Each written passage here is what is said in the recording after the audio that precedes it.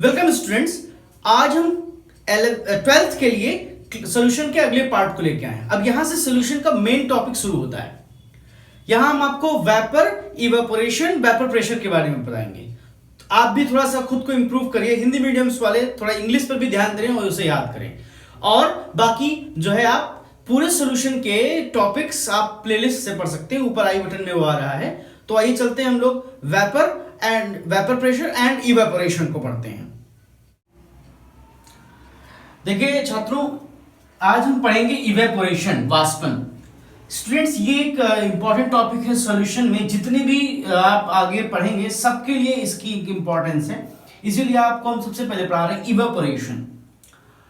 Convert liquid molecule in gaseous state, जिसको हम लोग वेपर भी कहते हैं, उसी को इवेपोरेशन कहते हैं। कोई भी लिक्विड मॉलिक्यूल जब गैसियस फॉर्म में, गैसीय अवस्था अर्थात वाष्प में बदल जाता है, तो उसको हम कहते हैं इवेपोरेशन। आइए देखते हैं। ये एक जार है जिसमें एक लिक्विड रखा है। लिक्विड के नेचर को समझिए। जो मॉलिक्यूल सबसे नीचे होते हैं वो ठंडे होते हैं, कूल होते हैं, और कूल होते हैं तो हैवी होते हैं। कूल का मतलब लो एनर्जी लेवल से है, और वार्म का मतलब है जिनके पास ढेर सारी काइनेटिक एनर्जी है, वो लाइट और हल्के हो जाते हैं। तो जब हम इनको गर्म करते हैं तब ये मॉलिक्यूल्स गर्म और ठंडे होकर ऊपर की तरफ उठते हैं, और जब इस लेवल तक पहुंच जाते हैं, ये सरफेस है, ये सरफेस लेवल तक पहुंच जाते हैं, तब वो सरफेस को छोड़कर वेपर्स में कन्वर्ट हो जाते हैं। वेपर में, वाष्प में कन्वर्ट हो जाते हैं। अब यहां पर इस चीज को, प्रोसेस को इवेपोरेशन कहते हैं। किसी भी लिक्विड का इस तरीके से वेपर में कन्वर्ट होना। तो वो आगे में इसका यूज क्या है, पहले समझिए कि वेपर प्रेशर क्या होता है। वाष्प दाब। अब ये जो प्रेशर है, किसी भी लिक्विड का प्रेशर जब ऊपर की तरफ उठेगा तो वो तो या तो एटमॉस्फेरिक प्रेशर, जो एटमॉस्फेयर अर्थात वायुमंडल का प्रेशर है, उसके अगेंस्ट, या जो एट एक्सटर्नल प्रेशर, यहां लिखा हुआ है देखो, अ प्रेशर एक्सर्टेड, लगाया गया, बाय वेपर, वाष्प के द्वारा, अगेंस्ट, विरोध में, एटमॉस्फेरिक प्रेशर, वायुमंडलीय दाब, और एक्सटर्नल प्रेशर। कोई भी एक्सटर्नल प्रेशर या एटमॉस्फेरिक प्रेशर के अगेंस्ट जो वेपर प्रेशर लगाता है उसे वेपर प्रेशर कहते हैं।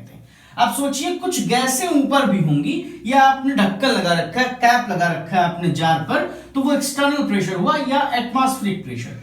इन दोनों के बीच में इधर का प्रेशर, इधर का प्रेशर, तो उसी को हम वेपर प्रेशर कहते हैं। The pressure exerted against the atmospheric pressure. भाप निकली और वो स्टीम या भाप या वेपर उस प्रेशर के ऊपर, ढक्कन है आपका, उसके अगेंस्ट, या फिर जो एटमॉस्फेयर है उसके अगेंस्ट जब कोई प्रेशर लगाएगी, तो उसी को हम वेपर प्रेशर कहेंगे।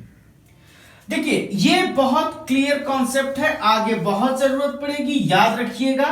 Vapour pressure amount of vapour पर डिपेंड करता है, वाष्प की मात्रा, कितनी वेपर निकल रही है, हम कितना गर्म कर रहे हैं, या जो भी प्रोसेस है उससे कितनी वेपर निकल रही है, वाष्प निकल रही है, इस पर डिपेंड करता है कि वेपर का प्रेशर कितना होगा। तो ये बहुत इंपॉर्टेंट होगा, आगे के लिए इसकी बहुत जरूरत होगी, इसलिए ध्यान से देखिएगा। वेपर प्रेशर वेपर के अमाउंट पर डिपेंड करता है। अब अगर मान लीजिए कि कंडीशन कांस्टेंट है, स्थिति नियतांक है, और टेम्परेचर कांस्टेंट है, इन दोनों कंडीशंस में क्या होगा कि मान लीजिए जार यही है, टेम्परेचर यही है, तो और अगर आपने प्योर सॉल्वेंट लिया है, मतलब शुद्ध पानी जैसे ले लिया, प्योर वाटर, एकदम शुद्ध विलायक आपका, कोई भी हो, बेंजीन हो, अल्कोहल हो, और वाटर हो, कोई भी हो, वो अगर हमने प्योर लिया है तो उसको हम लोग P0 से दिखाते हैं, उसके वेपर प्रेशर को, और P0 कांस्टेंट हो जाता है। ये हर जगह आगे इस्तेमाल होगा, इसका ध्यान रखिएगा। P0 कांस्टेंट वैल्यू हो जाती है। तो इसका मतलब हुआ कि जो इवेपोरेशन है वो टेम्परेचर पर डिपेंड करता है, आप कितना गर्म करेंगे, ठीक है, उस पर डिपेंड करता है। सॉल्वेंट पर भी डिपेंड करता है कि विलायक कौन सा है, ठीक है, और उस इवेपोरेशन जितना अच्छा होगा उतना ज्यादा वेपर मिलेंगे, अमाउंट ऑफ वेपर, और उससे हमें वेपर प्रेशर उतना स्ट्रांग मिलेगा।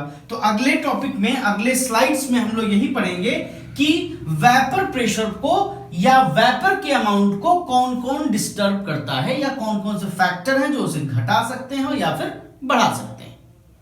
तो आइए देखते हैं दूसरी slide.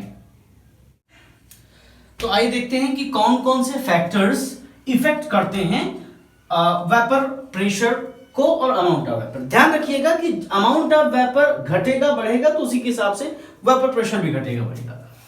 Surface area of liquid, देखो वेपर कहां से निकलेंगे, इसी सरफेस से ना।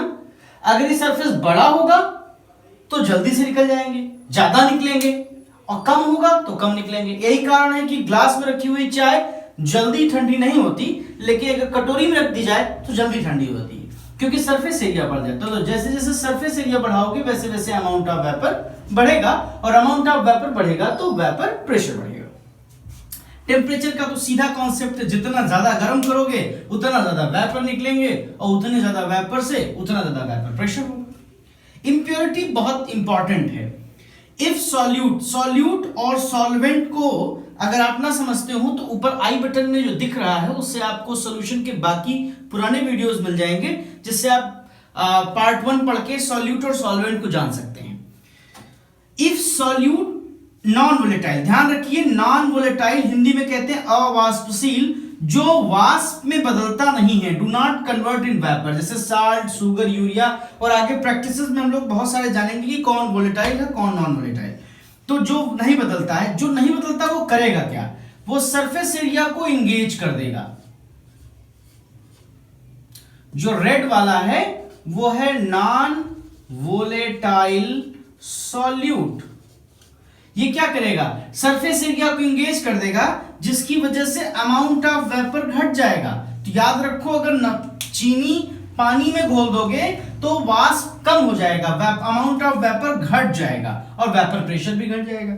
और आपने कोई ऐसी चीज घोली जो ये भी उड़ता हो और ये भी उड़ता हो, दोनों वाष्पशील हो, वोलेटाइल हो, able to convert in vapour, जैसे अल्कोहल, बेंजीन एक्सेट्रा।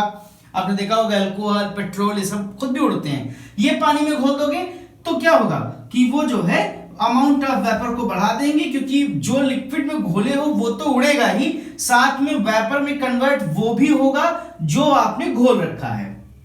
तो ध्यान रखिएगा आगे, इंप्योरिटी अगर नॉन वोलेटाइल हुई तो वेपर कम निकलेंगे, अगर इंप्योरिटी वोलेटाइल हुई तो ज्यादा निकलेंगे, बढ़ जाएगा amount of vapour, vapour pressure भी बढ़ जाएगा। तो ये दूसरा टॉपिक था जिससे कि आपको ये बात समझ में आ गई। अब आपको कोलिगेटिव प्रॉपर्टीज और बाकी टॉपिक्स के लिए आपको जल्दी हम दूसरे वीडियोस में मिलते हैं। यदि अभी तक आपने हमारे चैनल को सब्सक्राइब नहीं किया तो सब्सक्राइब करिए, और रेगुलर नोटिफिकेशन के लिए बेल आइकन दबाइए। धन्यवाद।